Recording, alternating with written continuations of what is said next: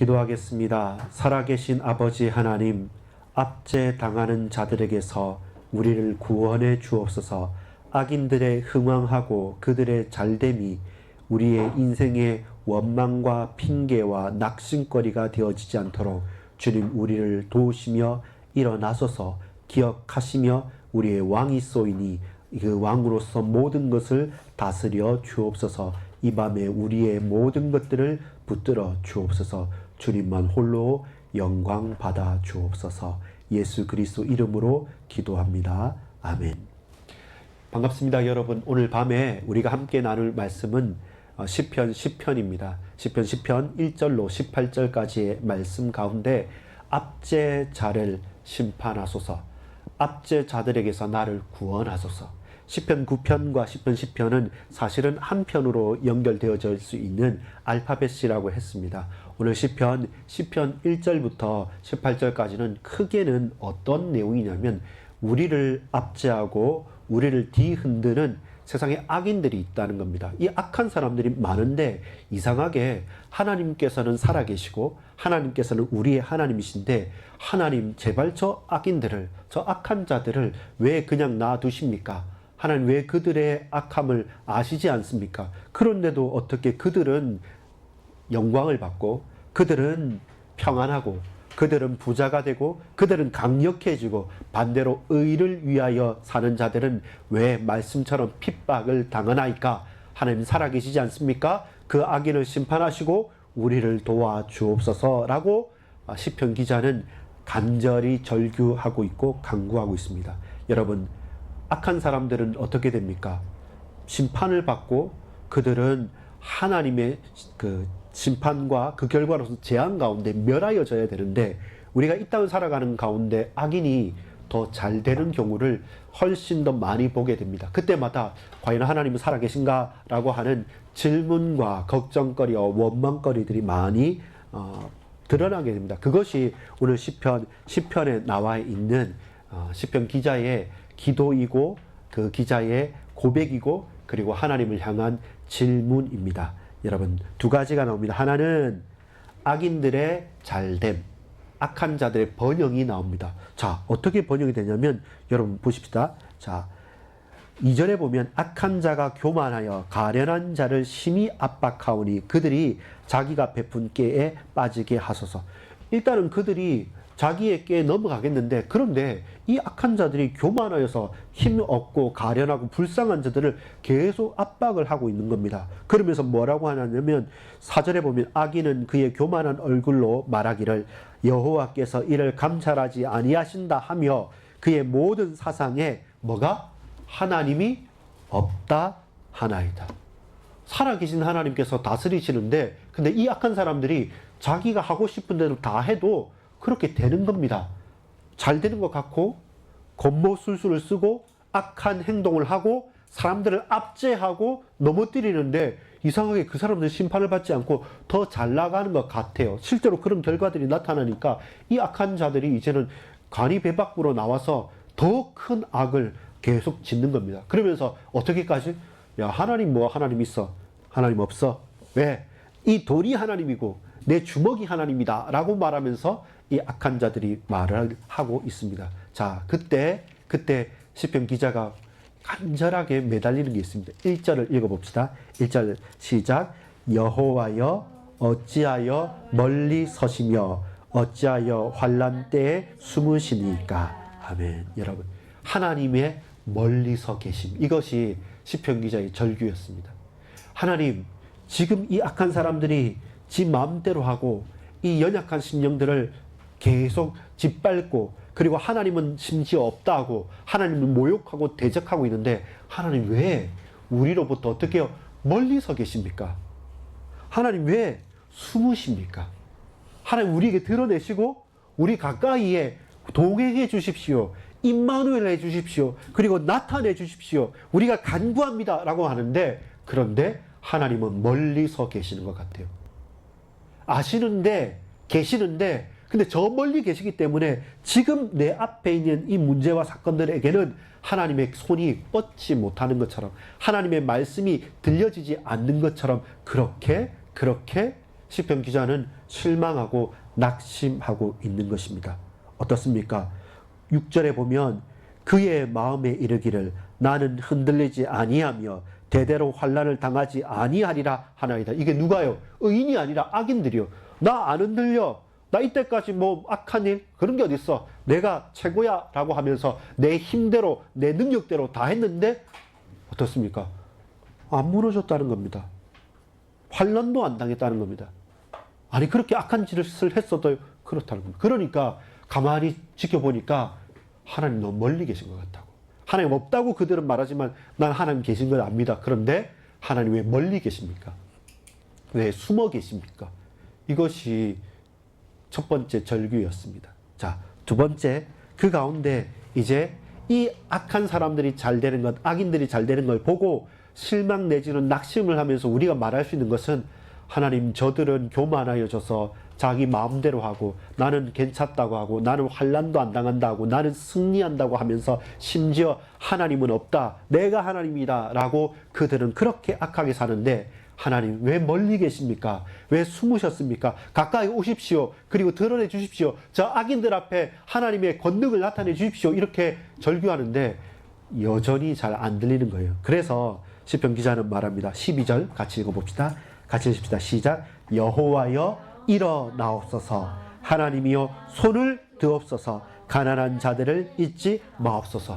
가난한 게 단순하게 돈이 없는 가난한 뿐만 아니라 마음이 가난한 자, 심령이 가난한 자, 이 세상 앞에서 자기의 욕심을 따라가지 않고 하나님 앞에 가난하게 하나님 앞에 긍휼한 마음을 가지고 하나님만 바라보는 그 자들을, 그 육신적으로나 영적으로나 혹은 또 그 심령이 가난한 자들을 하나님 왜 잊으십니까? 왜 숨으셨습니까? 왜 멀리 계십니까? 그러니까 어떻게 합니까? 여호와여 뭐 하라고요? 일어나소서. 여호와여 일어나소서. 저 멀리 계시지 마시고 지금 내 앞에 달려오셔서 일어나셔서 당신을 드러내 주옵소서. 이것이 우리의 바람이고 간구입니다. 그러면서 뭐 하라고 합니까? 하나님이여 손을 드옵소서. 일어서셔서 손을 든다는 말은 뭡니까?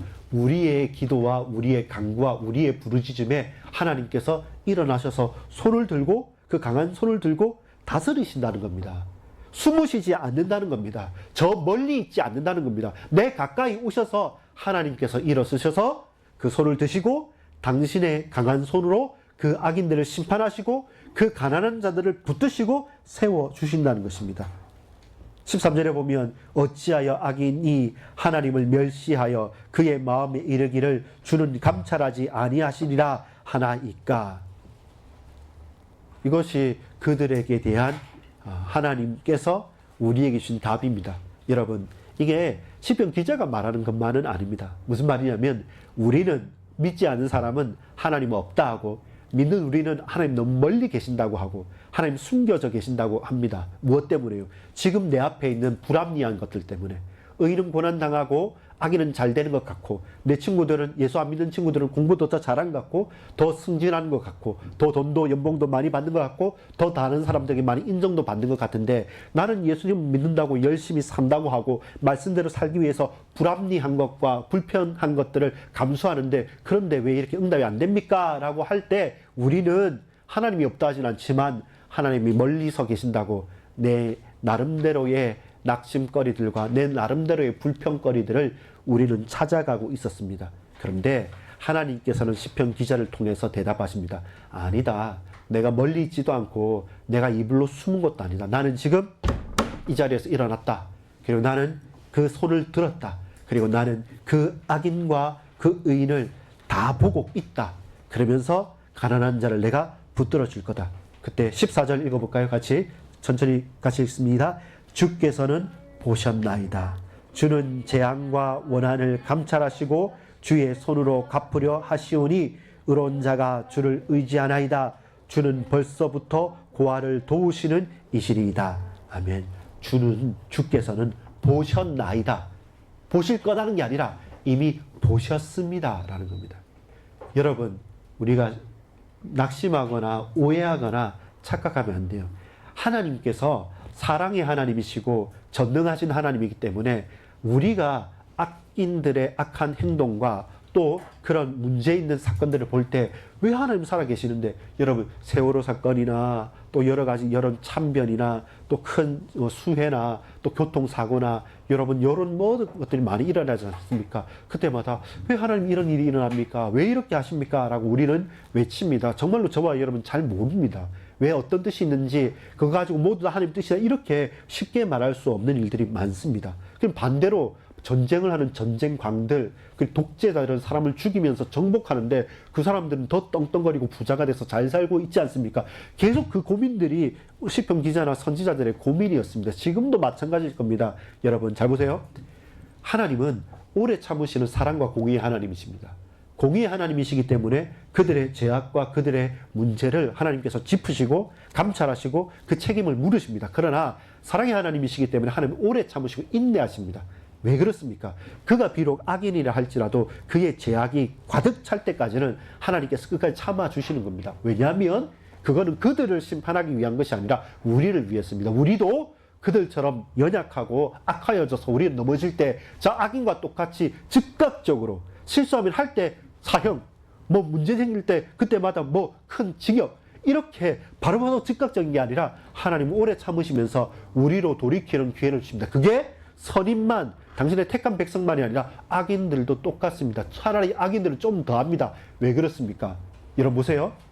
하나님의 택하신 자는 그가 실수하고 그가 죄악을 범하잖아요. 오래 참으면 그가 돌이킵니다. 반대로 악인들은 어떻게 될까요? 오래 참으면 어떻게 됩니까? 그들은 더 악한 일을 합니다.